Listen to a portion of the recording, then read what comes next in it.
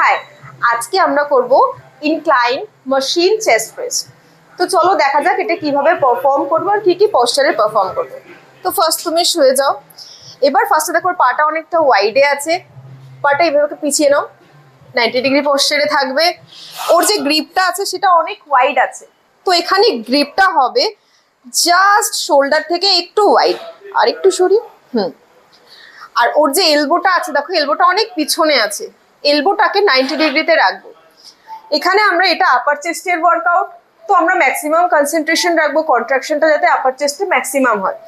তো আমরা আস্তে আস্তে এক্সিল করতে করতে উপরে তুলবো, এক্সিল এক্সিল এক্সিল, কনসেন্ট্রেশন রাখতে হবে যাতে আমাদের কন্ট্রাকশনটা ফুলফিল হয়। এবার আমরা ইনহেল করতে করতে ডাউন করব, ডাউন ডাউন ডাউন, স্টপ। খেয়াল রাখবো যাতে এই কন্ট্রাকশনটা না ছেড়ে যায়, মাসেল কন্ট্রাকশন রেখেই আমরা পারফর্ম করব।